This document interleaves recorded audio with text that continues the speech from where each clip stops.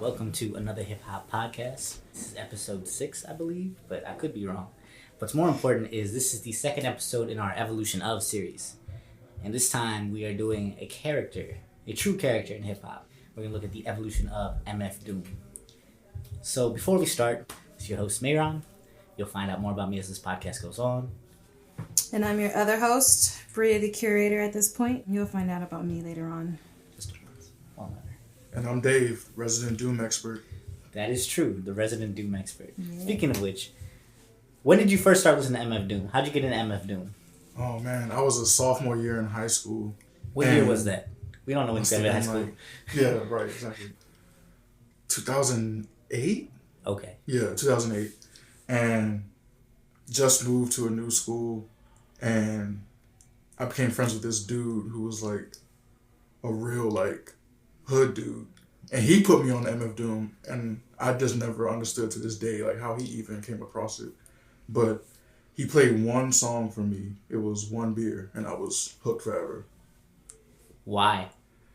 I had never heard anybody rap like that.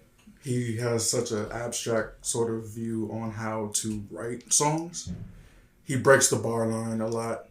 What's the bar line? So, I mean, I'm not a rapper, so I can't do it right. But there's usually with rap songs, there's a certain cadence that goes into it.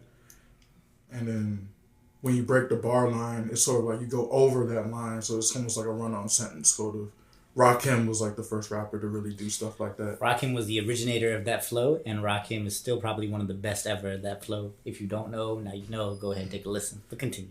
He sort of has this weird way of making you think that he's going to say one thing, and then he just completely says something outlandish or completely off topic. It doesn't even rhyme, but it somehow still makes sense in the cadence of it, in the sort of theme of what Doom is as an artist. Doom as an artist, man. So all those things are true, right? The thing about MF Doom is he has an incredibly unique flow. He's incredibly esoteric. He's this masked character that no one knows exactly who he is most of the time. But what's interesting is MF Doom is one of the first examples of an escapist character in hip-hop. MF Doom is one of the first characters in hip-hop that, took some lore, in this case comic book lore, and adapted it to what hip-hop is. It's much like the Wu-Tang took a lot of the Shaolin stuff and a lot of the ninja stuff, and put it into who they are. MF Doom did the same exact thing, except with this character, Dr. Doom, from Marvel. Bria, what you like about MF Doom? Oh my God, what do I like about MF Doom? Kind of like what you just touched on. I liked how he fully embodied this character. I think he's one of the best storytellers in rap, period. And I think that's what attracted me so much to him. And I realized that all my favorite rappers throughout my life from early adolescence to now have all been phenomenal storytellers. And they've been very unique in the way that they tell their stories. I think MF Doom is probably the first rapper to really have me appreciate that. And a lot of my favorite art in general that expands beyond music, just all types of art, I would say, especially music videos and film and TV. One of my favorite things about certain art or artists is something that makes me super confused. I don't understand what the fuck is going on. It makes me either want to do my research on what the person is talking about or replay the episode or the song or the movie over and over again until I understand it. MF Doom is one of the first artists to really, really make me do that. And his samples are crazy. And I love hearing his playback on some of my favorite art and other mediums. Boondocks is one of my favorite animated shows of all times. And to hear every single one of my favorite MF Doom songs be scored on one of my favorite animated shows of all time did something to my soul. So my love for MF Doom gets revived every couple of years, which I appreciate as well since I've discovered him for those reasons. It's wild, right? Two things that you hit on. Number one, the Boondocks are actually coming back. It looks like Amagruder published 4 random comic strips on Charlemagne the God's IG, which is whatever. But it is what it is. But the second more important point that you hit on, for me at least, was the mystique of MF Doom and how he did things and how he presented his art was very mysterious and it was different. How I got into MF Doom was actually kind of funny. So I was a big Talib Kweli fan, and Talib Kweli did this project with Madlib called Liberation. And I'm at the time, I didn't know who Madlib was. I'm yo, the production is insane on this project. What else has this guy done? Super underrated project. But what else has this guy done? And And I'm like, oh, Mad Lib, da da da. What is this Mad villain? Why is this guy wearing a mask? Presses play. Mind blowing. And that was another thing, like, as far as, like, just embodying this, like, character. I like this whole, like, mystique again, like you said, of, like, no one knew what the fuck he looked like. Like, yeah, I had no clue what he looked like when I first played the album. I'm like, all right, whatever, let me play this. And I love that. I mean, and I like, again, seeing that revived in, like, artists like Captain Murphy, if anyone is familiar with who the fuck Captain Murphy is, and, like, embodying this, like, alias persona. Like, it doesn't matter who the fuck I am or what the fuck I look like. Even, like in mainstream music, like Sia does it too. Her. Yes. Yeah, not wanting to show their faces. But, and also just this whole idea of the villain. I really, really, really, really, really, really loved how this man glorified being the villain. And, like, literally it just adapted into his lifehood. And I liked how he was kind of the spokesperson for the villain. He was the anti-hero before that shit was cool. Yeah. He really, like, embodied an anti-character and made that the protagonist of his stories. I think before that shit was cool.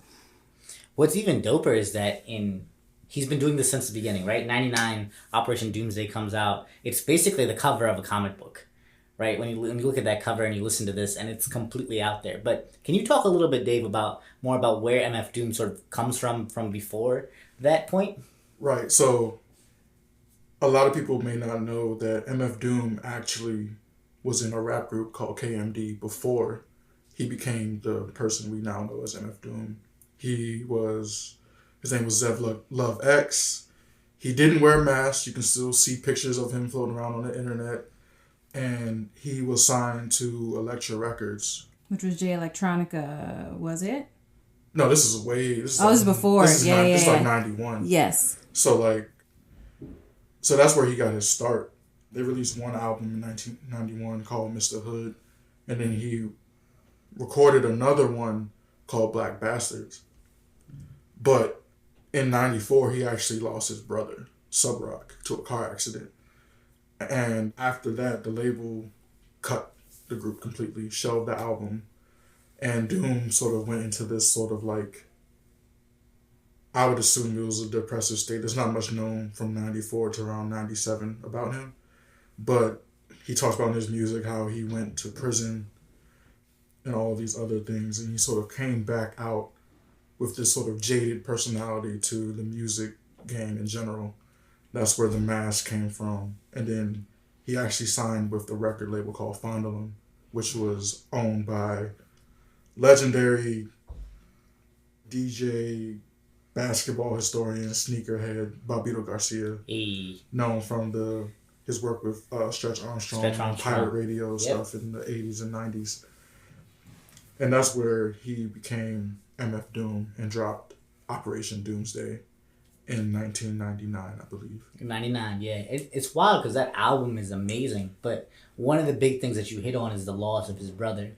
And one thing I've always noticed in MF Doom's music is he's an escapist character for sure, right? He likes being this esoteric, mysterious guy, but it always seems he's like that because he's almost scared of the outside world. And you brought up the point, I guess, when we were discussing before this episode about how part of that is because of all the traumatic stuff that he went through before he decided to put on this mask. He decided to put on this mask as a way to escape the world and protect himself, almost, to give him a layer of separation.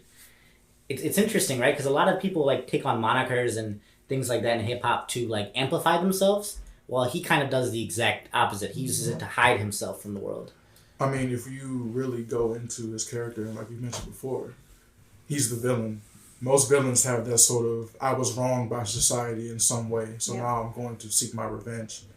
And he really personifies that to another level. Like, he doesn't go out in public without the mask on. Most people haven't seen him without the mask since 1997, except for this one little obscure clip in a video for Mr. Clean off of his Victor Vaughn album. There's a short little clip where you can see him without his mask on. It's super blurry, it's like shadowy, but you can see the outline of his face.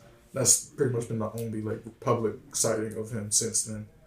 But you kind of have to respect the fact that someone is so dedicated to his craft that he literally personified that in his life outside of music.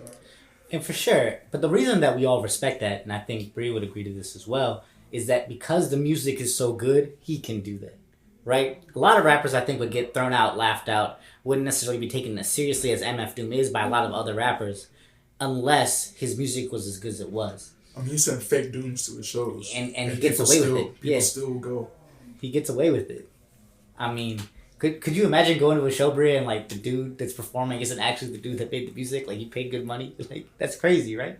I mean, I think for anyone else it wouldn't work, but I think for Doom, and just because of like the cult character he's becoming, the cult following, I think he's amassed. Like, yeah, and because the music is just that good, I think some people kind of don't care. And we've seen other artists kind of try that. Didn't Jeremiah try to send like a body double or a doppelganger out and perform, and niggas noticed and were like very upset? It would be funny to see other artists try that. But I think that just became a part of his shtick, and to where if I was going to an MF Doom show, I would kind of expect that. Would you go to an MF Doom show? It depends on how much the ticket is. Yeah, but that's for the me, thing. I would love to be invited. I would love to go for free. For free, yeah. You know what I'm saying? It's just like, I was just about to say, it's just like paying for a Lauryn Hill show. Like, if you go to a Lauryn Hill show, you have to be a dedicated cult fan. And you have to expect for her to be 2 hours late. So when she is, it's like, all right, damn. I kind of played myself hoping that she would come 30 minutes after her call time.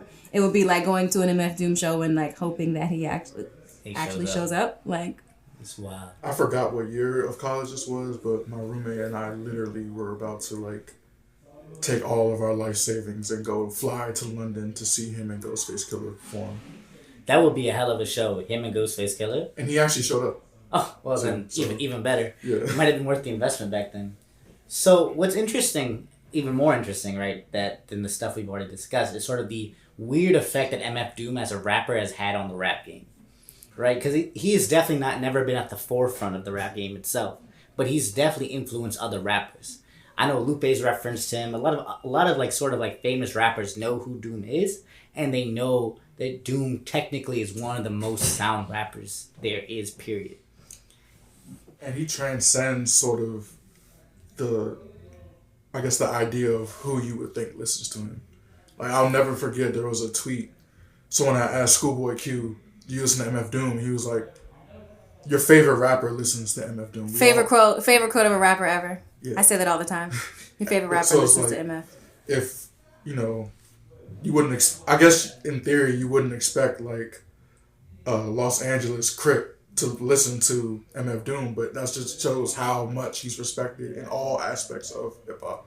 That's part of the reasons why he is my favorite rapper again, because you wouldn't expect someone like Schoolboy to someone like Drake to someone like Tyler the Creator being like harrowing this dude. Like, again, he is your favorite rapper's favorite rapper. That is one of my favorite quotes of all time. Shout out to Schoolboy for knowing the things. But what's interesting, I gotta say, stop saying what's interesting, right? But the other thing that piques my interest, rather, is that not only is he a lot of your favorite rappers' favorite rapper, but his ear for beats, right? The way he like sort of orchestrates his album and the production side, not just sort of the technical rappy rap stuff, but the actual music stuff is amazing. Yeah. Like working with Madlib and working with the producers that he has, everything sounds complete as a project, I would say. Like, to me, Mad Villainy is one of the best albums of all time. yeah, yeah. Because of just how tight and well constructed it is, and how much of a vivid picture it paints.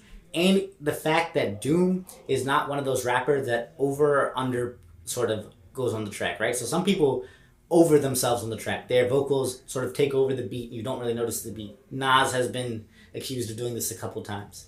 Some people go way under, and it's like, wow, I'm just listening to basically instrumental, and I'm kind of hearing the rapper, but the rapper's not great, but the beat's great. Doom does a good job of striking the balance, which I think makes him so technically good at rapping. For sure. Him and Madlib just seems like this sort of like kindred spirits type of thing. For sure. They're both kind of like not big fans of the limelight. They're both just like complete music nerds. They, in an interview, Doom said that him and Madlib literally just tripped on mushrooms and made this whole album. And it's just like, it was perfect. Like, the beats made perfect sense for the rapper that they were rapping on. And it was just like the perfect storm of...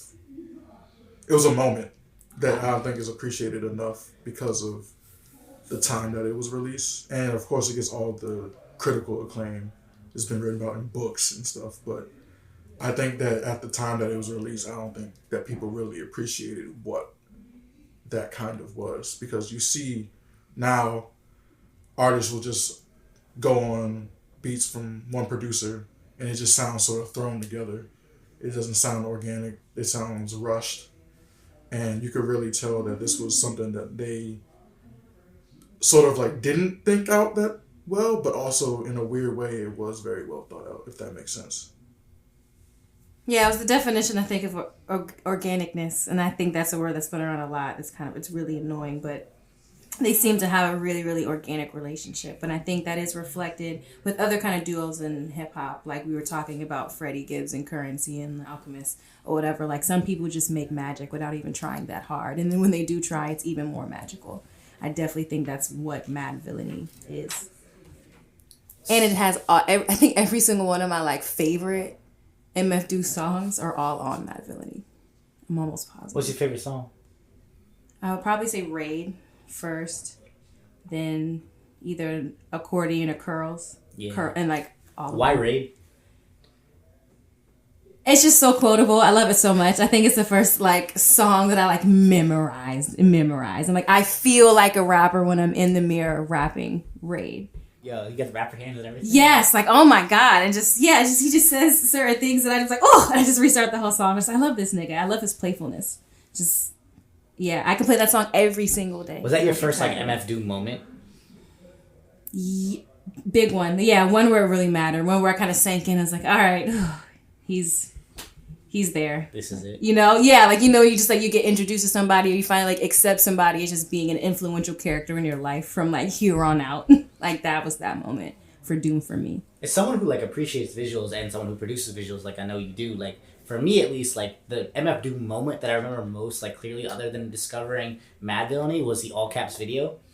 And I was just like, this is amazing. Who the fuck? Yeah. I didn't know hip hop videos could be like this. Oh my God. It like completely like blew my mind that like you can make a music video like this. It fits perfectly with the song and it sounds and looks like a rap video.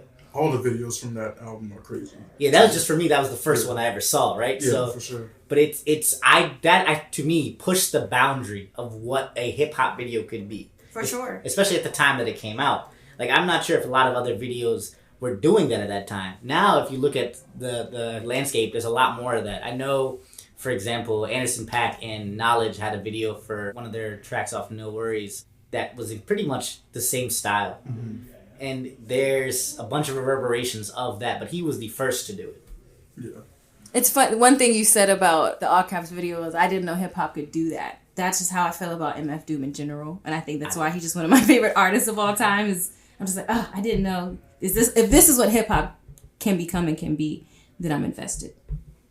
I definitely agree. And it's just like what I was talking about earlier, like just piggybacking off of what Bria just said. You don't know that hip hop can do some of the things that it does. Like on Great Day, he's like, but this stuff is just like what you might put on movie food. And you're like, oh, he's gonna say butter. He's like, what is jalapenos?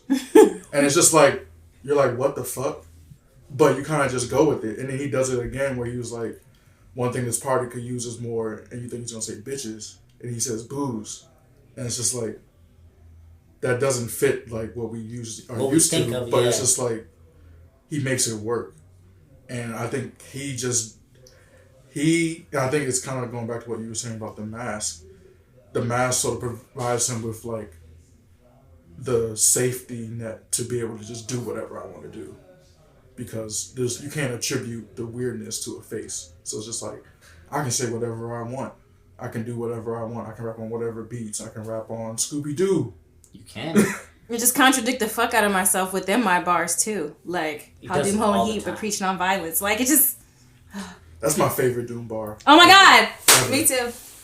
Me too. What's odd is though, like that, like you were saying, and like Bria was saying, that layer of separation created by the mask, the anonymity, gives you the ability to push the boundaries of whatever art form you're in, because it's not about you per se, right? For the person, it's not about him. It's for the character Doom that affects sort of the outside world. He can go home, he can sleep at night, he'll be fine. It's his character that is out there doing the work, and I think that's really important to note. The other thing, though, that is really weird about Doom is, in my opinion, is that I thought the internet would make him more social, right? I thought the internet would make him be more on the scene because it gives you a place to just sort of be someone that you don't have to, be. It's in your easy real to be life. present but still hide yourself. Precisely, but I don't feel like Doom has increased his presence at all as a result of the internet or social media. Only tweet. Doom is not on Twitter. That's it, and it's just like how he's able to maintain that and still maintain relevancy and still maintain who he is when he has this tool that basically is doing what he has been doing for the past 10 or so years is kind of wild to me. And I'm not sure if that point is necessarily clear, but if you think about it, there's a lot of people on the internet who pretend to be someone they're not. Doom has made a career of pretending to be someone who he isn't, right? Giving this layer of abstraction away from Doom himself. And when this perfect tool comes along, he's like, nah, fuck it, I'm going to do it my way. I'm going to keep doing it the way I was doing it and still be good at it. But he's still plugged in. Yeah, he's still listening. Respect. Because he still knows, he knows Earl and Tyler. Yes. He knows Bishop Naru. He knows. He hopped on a JIDK track for no reason, last year or 2 years ago? Yeah. Huh? Yeah. He's without a doubt plugged in still. Which is wild, right? Because somewhere out there, MF Doom is just listening to everything. Yep. Taking in all the information, spitting out exactly what we want. Where do you think Doom goes next? Do you think he keeps rapping? Do you think he retires soon? Do we want more from him? I feel like he's given us so much. He's given us Operation Doomsday, Bob the Villain, Food, which is also a really good album. Love it. Yep, second fave. Oh yeah, Danger Doom. Danger Mouse and MF Doom. How can I forget that? That was a moment. That is my second favorite MF Doom album. I think that's part of the connection where JIDK came in because Doom has been working with Adult Swim for a long time. Yeah, the yeah. Boondocks thing, and then the Danger Doom was Aqua Teen Hunger. Yes, yep. So, where do I think Doom goes? I think Doom is content with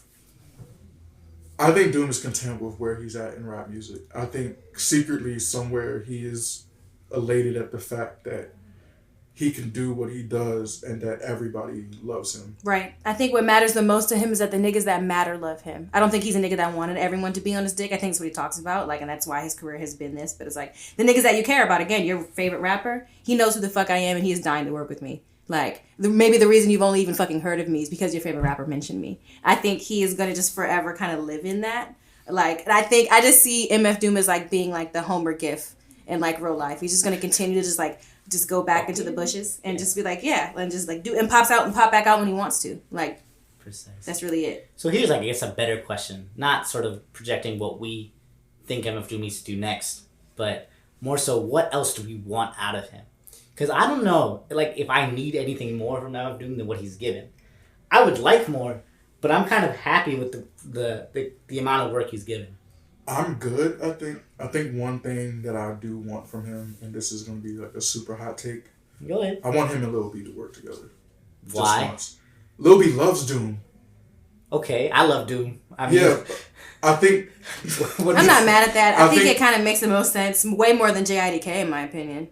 Who's a bigger villain of rap than Lil B? Exactly. That's true. And it's a bigger troll of everything. Yeah, for sure. And it's just I think they have a similar worldview, a similar understanding of rap as a performance art sort of thing. Yeah, that is real. They are both definitely performance art people. I love Lil B. I love the character, not the music. I love him. I love him. Yeah, I'm not gonna lie and say I like his music. Right.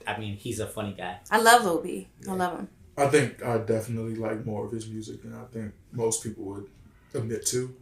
But that's fair. I think that him and Doom could make something really incredible as even if just one song. I would just want to see what that would sound like. But other than that, I think I'm pretty much solid on Doom. He's been in the game since 1991. That's the thing. He's been in the game longer than I've been alive. Longer than everyone in this room has been alive. Oh, for sure. So it's kind of wild to see a rapper with this kind of longevity, which is another thing. Do you want anything else from him, Bria, you think? I do. I think just because one of my favorite things for him, again, like I said, is his storytelling. And I think one of the reasons why I've just been so happy with him is he's found ways to kind of tell his story. Again, like I said, throughout Boondocks and Aqua Teen Hunger Force. I totally forgot about that. And his residency with Adult Swim. And I think that's a very, very cool come up in progression. And it's a level up that makes sense for MF Doom. So I would like for him to find or continue to find different ways of storytelling. I would love him to find or use different mediums in giving me stories and narrative. Even if I was just thinking, because I was just watching the all caps video just now when we mentioned it on mute or whatever, and I was like, I would just love like a animated like comic strip series from MF Doom, either narrated or scored or anything by MF Doom. I would love, like, especially because he's somebody that just still like hides his, he doesn't want his face to be shown. I feel like now we're in the era to where he can do so much with that and not have to show his fucking face. Again, if anybody's familiar with Captain Murphy, his introduction into like the music industry was him dropping a 25-minute short film of a whole bunch of images and videos and clips just pieced together, and we didn't see anybody's physical face. Like, that is something MF Doom could live in and completely shit on right now. I would love for him to do that. I think I agree with you completely there. That's what I want from MF Doom. I don't need more rap. I need more of everything else. Yeah, I just need him in other forms, ways. in art forms and other mediums, right? Because I don't necessarily need more bars. He's done so much, and he's so far ahead of the curve already. Right. Like, even here, like 27, 28 years later, he's so far ahead of the curve, and people are still catching up to him. Oh, my God. What I want him to do is I want him to keep pushing the boundaries in the other sides of hip-hop. And I want him... I think I would like him to collaborate more, like you said, but more so with people that look up to him, just to see what they sound like, to see where he can push certain people, right? I'd love to see where he could push Earl. I'd love to see where he could push Tyler. I'd love to see what he could do with Tyler, because again, it's funny that I mentioned Captain Murphy, because Captain Murphy is Tyler in Earl Sweatshirt and Flying Lotus. Yes. Like that, those are the alias of those people. So like seeing MF, and oh my God, okay, I'm happy I can use this space to say that I always feel like MF Doom was involved in Captain Murphy. I still feel like MF Doom is. I mean, they had Go ahead. the track. I forgot the name of it, but it was Captain Murphy, Earl Sweatshirt, and Victor Vaughn. Yeah. Y'all know who that is. But first I'm like, when everyone's trying to figure out who Captain Murphy was, I was like, it's Tyler the Creator and MF Doom. Like, Flying Lotus was who threw me off, and I was so happy and satisfied to hear that. But I knew it was MF Doom. So especially because Tyler has his own media, his own platforms and stuff like that now. Just give Doom anything. A residency on a network. Give him a Netflix deal. What the fuck? I do want to see something along those lines with Doom and Flying Lotus. It could be an art piece. Yes. Or something animated. And did you see his film? Because Flying Lotus dropped a feature film that was animated. It was weird as fuck. Yeah, I think that's another thing where, or even an album, I think him and Flying Lotus sort of have that similar sort of like approach to music and life in general, where they do. They could make something really good. But then might be another hot take. I also don't think Doom likes rapping anymore. I would imagine after 30 years of doing it, you get kind of tired. Yeah, I mean, yeah, obviously, but it's just like how much more can you do of it, right? I think Doom has said all he needs to say. Mm-hmm. That's why I say I don't necessarily need more music from him. But he's not done showing us. I just want to see more reflections of his mind. But the thing I want is more like guest feature verses, because that's not where he has to think about rapping so much. He's just sort of pushing another artist, sort of like bringing up another artist. But more so what I want to go back to real quick is his other characters other than Doom. So the Victors and things like that. Can you speak a little bit on that? Because like, I keep not forgetting, but like there's a whole universe that he's created, right?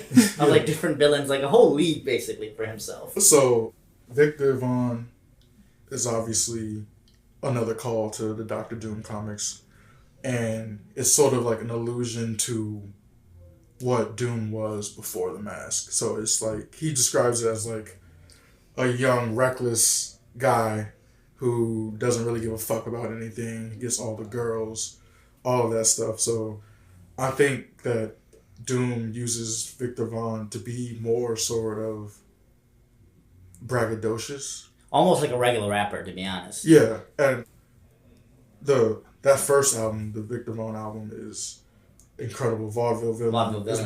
That's 03, yeah. Yeah, I would probably say this is going to be like a hipster thing, but Mad Villainy was my favorite rap album for the longest time, but now I think as I've gotten older, I think Vaudeville Villain, just because the way that he raps on that album, and maybe it's because he maybe raps more like a regular rapper, but it's just like he just goes in.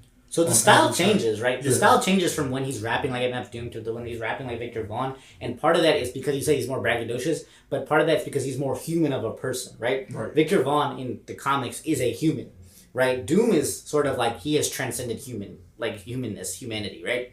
So when he can be a human and he can humanize himself, that's the closest we ever got to MF Doom the person, not MF Doom the rapper. It's almost like he's able to call back to the Zev Lugbacks. Exactly. Who he was. But just older. But 100%, yeah. I don't know. I could wax poetic about Vaughn all day. But just like the fucking raps on that joint are just insane. Like Mr. Clean is insane. The drop is insane. Like I've never even heard Doom rap like that before. Like, and he just shows that he could probably rap on whatever the fuck he wants to rap on, and he'd probably sound good on it. But yeah, that. Well, the conscious decision to be Doom is what makes Doom who he is, right? There's no denying that this person, whether it's Victor Vaughn, MF Doom, can rap in any form. But what makes him a legend, what makes him so, I guess, nefarious and sort of not even just famous, but infamous, is that he chooses to be like MF Doom. He chooses to rap sort of like esoterically in a way that pushes the boundaries of hip-hop. He chooses not to be on the mold. If he was like Victor Vaughn the entire time, I think he'd be an elite rapper, like you said. And I think you could listen to him all day, you could wax poetic about him all day, but at the end of the day, he wouldn't be who he was. I mean, just to correct you, I think he's an elite rapper regardless. Well, no, I guess that's my point, right? Like, he would be an elite rapper, but he's more than that because of this, right? He's more than an elite rapper because of his identity, because of how he hides it, and because of the comic book character persona that he puts forth first. And I think him creating all these characters just allows him to express all forms of his vast creativity. Like the Metal Fingers series of just beats. A lot of people don't know that he makes beats. A lot of people don't know that he makes most of his beats. Most of the beats that he raps on before Born Like This, with the exception of some stuff on Vaudeville Villain and Mad Villainy, obviously. Yes. Are probably, I would say, 99% MF Doom beats. Well, he doesn't like people, so it makes perfect sense, right? Yeah. Like, he likes being cooped up in the lab by himself and doing his own thing. He doesn't like people except for the people that he can relate to, And then, which I'm sure is a very small handful. Very small. Yeah. Which also strikes me as weird because he also fucks with Raekwon and Ghostface super heavy, and they're characters in their own right. They're very. That kind of makes sense, though, right? I think he can. It makes sense from a. I think that's more of a rap respect thing, but you think of them as characters. Like Ghostface he had a fucking eagle on his wrist, like, you know, and Raekwon is like the Wally champ. You know, he's just sort of out there. Well, the whole Wu-Tang, right? That the whole Wu-Tang is a personification of some ancient legends, right? Yeah, but they're very extroverted. That's for sure. And Doom is like the most introverted person ever. So, I think, with all that said, what would you say in summation to someone who's never listened to MF Doom before? Like, what would you give them first? Where would their starting point be? I think for a typical rap fan, I would probably give them Vaudeville Villain because that's more so. It's closer. It's to digestible raps. Yeah.